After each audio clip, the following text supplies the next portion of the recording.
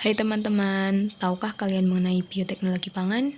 Bioteknologi pangan adalah sebuah teknologi yang menggunakan makhluk hidup seperti jamur atau fungi, bakteri, ataupun produk dari makhluk hidup seperti enzim untuk menghasilkan produk pangan yang bermanfaat. Salah satu produk dari bioteknologi pangan adalah donat. Donat dikatakan sebagai produk bioteknologi pangan karena pada proses pembuatannya digunakan ragi. Ragi merupakan bahan atau zat yang dapat menyebabkan fermentasi. Fermentasi tersebut terjadi karena adanya mikroorganisme. Berdasarkan Tambah 2014, ragi adalah mikroorganisme hidup yang dibuat dari sel kamir Saccharomyces cerevisiae yang berkembang biak dengan memanfaatkan gula. Proses fermentasi inilah yang membuat adonan pada donat akan mengembang. Berdasarkan Savitri dan Bahtiar 2017, fermentasi oleh ragi pada adonan roti akan membuat adonan mengembang karena ragi tersebut menghasilkan gas CO2 selama proses fermentasi. Kali ini kita akan membuat donat dengan perlakuan 1 kali fermentasi pada suhu dingin. Bahan-bahan yang diperlukan adalah 250 gram tepung terigu, 1 kuning telur,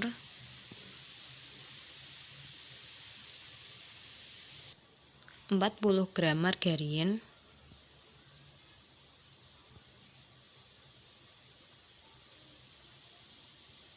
50 gram gula, 125 ml susu cair dingin, 1/4 sendok teh garam, 1 sendok makan ragi.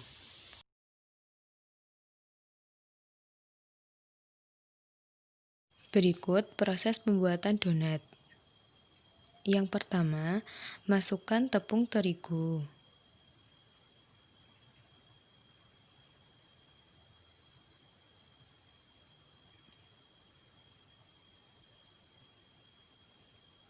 Gula pasir,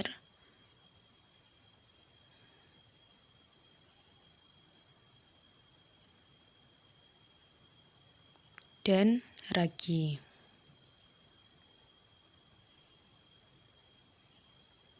Aduk bahan tersebut hingga tercampur rata.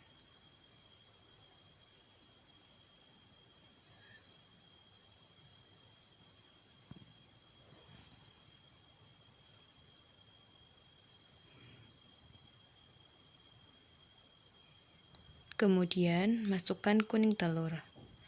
Aduk kembali hingga rata.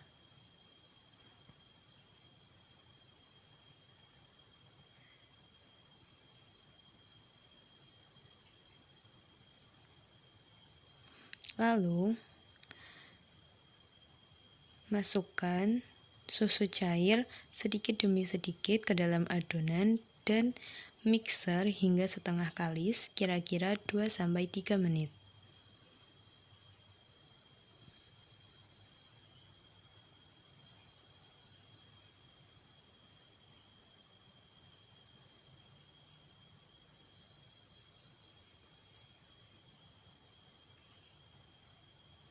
Setelah itu, masukkan margarin dan garam.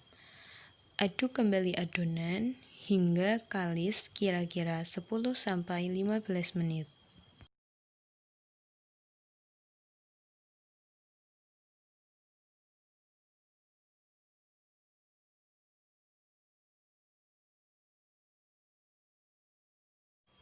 Setelah adonan menjadi kalis seperti ini, bagi adonan menjadi 2 bagian sama besar.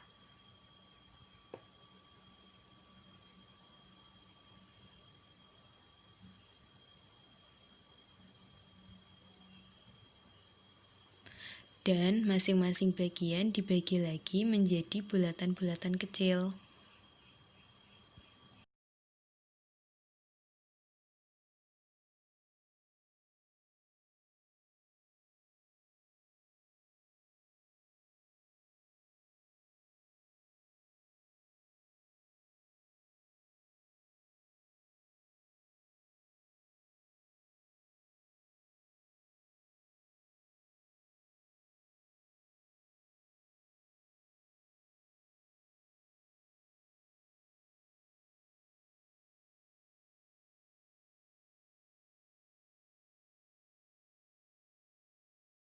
Setelah adonan dibentuk menjadi bulatan kecil, tutup adonan menggunakan kain. Hal ini dilakukan agar fermentasi berlangsung secara maksimal. Berdasarkan Andaka dan Arumsari 2016, hamir pada ragi dapat tumbuh dengan baik pada kondisi aerob. Kemudian, masukkan adonan ke dalam kulkas selama 30 menit. Setelah 30 menit, ambil adonan dari kulkas. Kemudian, lubangi adonan di bagian tengahnya. Setelah semua adonan dilubangi, panaskan minyak. Lalu, masukkan adonan dan goreng adonan hingga berubah warna menjadi kecoklatan. Setelah itu, angkat dan tiriskan donat. Donat pun siap dihidangkan. Berdasarkan perlakuan pembuatan donat dengan 1 kali fermentasi pada suhu dingin, dihasilkan donat dengan kualitas yang kurang baik.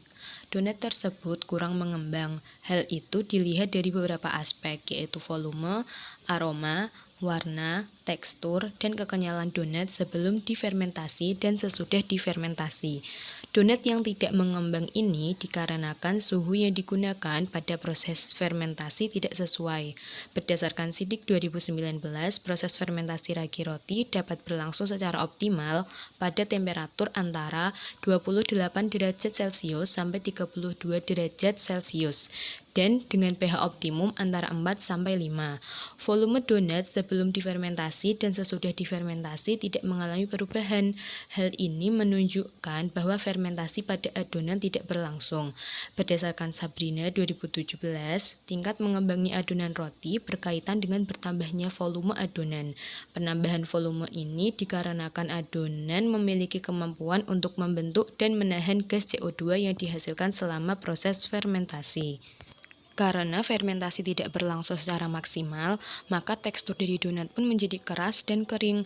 Berdasarkan Fajri et al. 2018, tekstur donat ditentukan oleh pori-pori yang dihasilkan. Semakin banyak pori-pori yang didapatkan, maka donat semakin empuk. Dan semakin sedikit pori-pori, maka donat akan semakin keras. Walaupun memiliki tekstur yang keras, donat ini masih memiliki cita rasa dan aroma khas roti. Hal ini dikarenakan adanya gula pada adonan.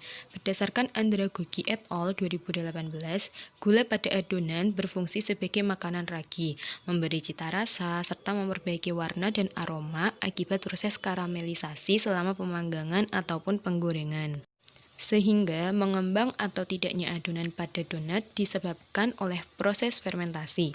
Dan proses fermentasi ini dipengaruhi oleh beberapa faktor. Berdasarkan Azizah et al. 2012, ada beberapa faktor yang mempengaruhi fermentasi, antara lain substrat, suhu, pH, oksigen, dan mikroba yang digunakan.